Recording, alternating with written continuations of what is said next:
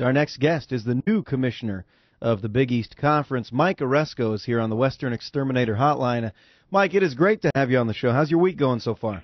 Oh, very well. Thank you, Josh. Really appreciate you and Sherrod having me on. And it's going well. It's been hectic. It's been you get pulled in a lot of different directions when you have a position like this, but it's all good. It's all good. The conference has been getting a lot of buzz, and I'm pleased about that. Yeah, pleasure to have you on. Now, of course, a state of flux and transition for the Big East as we say goodbye to West Virginia, Pittsburgh, Syracuse, to name a few.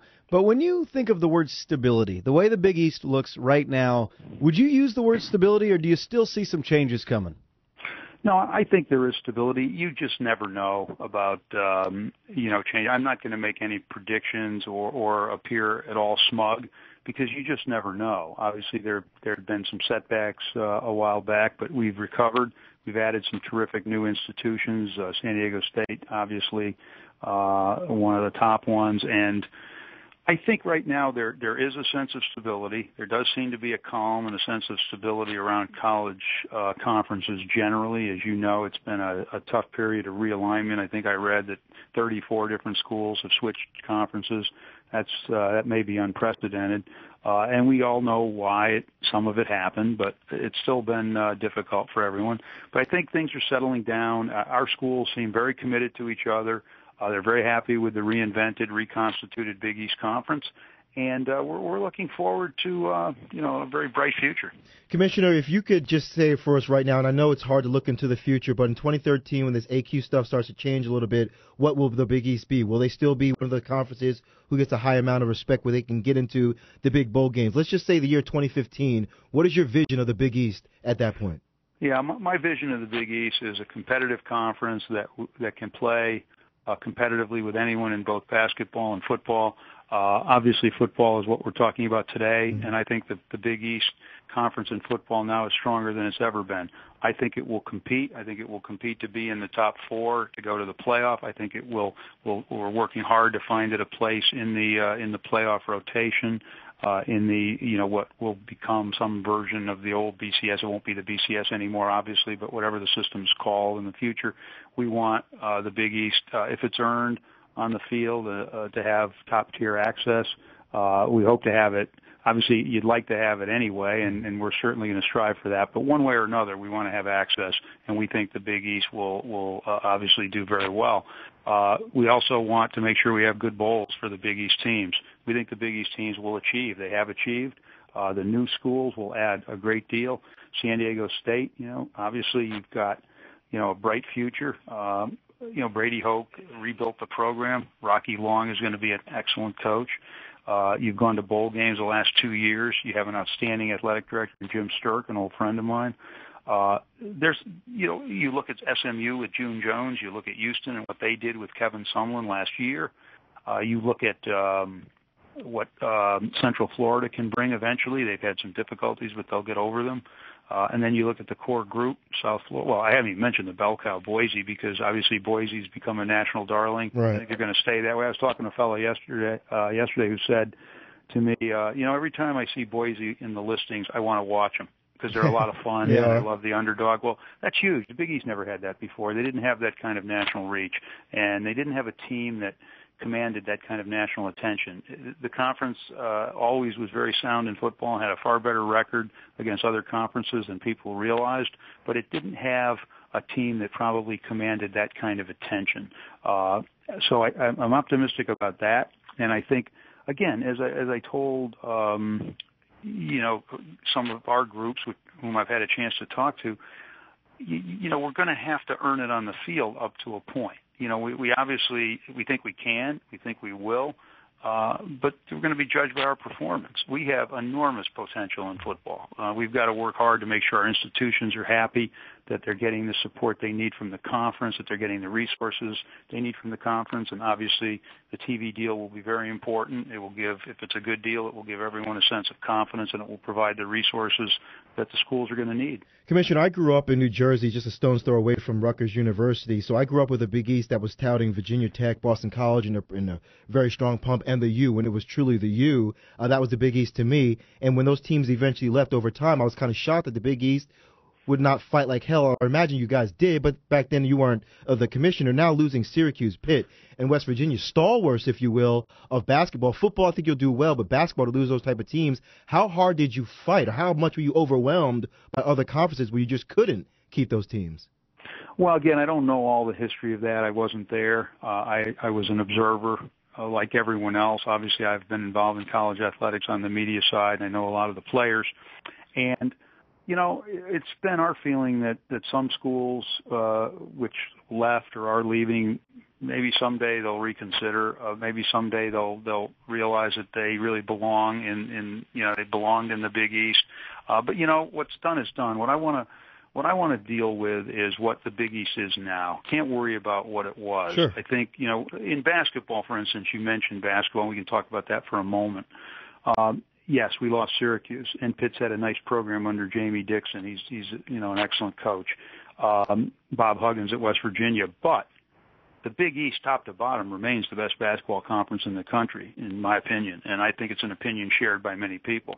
I also think that the conference strengthened itself by adding Memphis, and now you have the Memphis-Louisville rivalry. It strengthened itself by adding Houston, which has a rich basketball tradition, and I think will do very well. It strengthened itself by having SMU with Larry Brown. But it also has its core schools, Louisville, Cincinnati, Marquette, St. John's, Villanova, Georgetown. I can go on and on. Sure. And there's not only a record of achievement there, there's tremendous potential in very important media markets. So the basketball remains very powerful, and I think the basketball schools have a commitment to stay with the basketball football schools and the football-only schools, because I think the whole is very strong. I think the sum is strong. I think people feel that both complement each other, and it will help in not only the media deals but in the perception of the conference. The basketball schools have benefited by the BCS moniker, the BCS status. It's been good for everyone. And consequently, I think, that's the thing. I'm not apologizing for anything. And I know we've taken some hits, but they haven't been anywhere near as difficult as maybe has been portrayed, in the sense that, you don't want to lose certain schools, clearly. And, Syracuse was a long time and an integral member of the Big East in basketball. On the other hand, you want to make the point that you've still got the most powerful basketball schools and branding in the country. And I didn't even mention some of the potential you have. South Florida made the tournament, won a couple of games. They're going to be a strong team.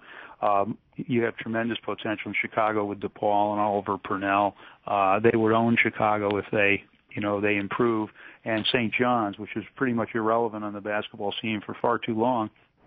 And with Steve Lavin there, it's just a matter of time as he gets his recruiting going. And St. John's dominates New York, and New York is obviously the media center of the country, perhaps the world. And St. John's has a tremendous following in New York. And when St. John's almost went to the Final Four over a decade ago, it dominated the back pages of all the newspapers. That's going to happen again with Steve Lavin here. That's huge. Also, we have the crown jewel, the Madison Square Garden Big East Tournament. There's nothing like it in sports. I've dealt with other conferences. I've dealt with their tournaments. They're all very good, but nothing has the intensity now of the Big East Tournament. Those are all huge positives for us. And I think one of the reasons, I think I was hired is to be an articulate spokesman for the league, and I'm going to continue to do that, but I'm doing it with facts. I'm doing it with empirical evidence. I'm not simply saying things that can't be justified or can't be backed up. The new Big East Commissioner, Mike Aresco, nice enough to join us here on San Diego Sports Leader, XX 1090. Final question, here come the negotiations with ESPN, the TV deal. What are some of your expectations as we get ready for the negotiations? Yeah, well, first of all, obviously that's job one, and it's coming very quickly. As I said to the presidents, whomever they had ended up hiring, that person was not going to have a honeymoon of any kind. This is, I've already, started thinking about it and getting into it. Chris Bevilacqua is an outstanding consultant. You're on the West Coast. You know the job he did for the Pac-12. Yep. He and I will work together on this. We think that ultimately our goals are clearly to do a deal that is good financially and achieves financial stability for the schools. We want to develop a sound strategic plan. We obviously want to make this conference a model of leadership going forward, and I think to have a good TV deal will create confidence among the members. It will provide financial stability. It will allow for the schools to do some things. They'll have greater resources. We want strong media exposure on various platforms. We want to make sure that we utilize the older and the new media platforms effectively. We want to make sure our schools are seen. We want to make sure women's sports have a prominent role. We have the best women's sports in the country, we think. We certainly feel we have the best women's basketball. So those are some of our goals. And then in terms of our strengths, and again, here I think people have maybe overlooked the fact that, one, we have outstanding football and basketball products, some of the great brands in college sports. We have abundant product. We have a lot of games. We have a lot of teams. We have a lot of games. We have a wonderful basketball tournament. We're going to have a championship game in roughly 16 months in football. We have the best basketball in the country. We have outstanding football, which is going to get even better. We have most of the top markets in the country. If not most, we at least have many of them. We have a national reach.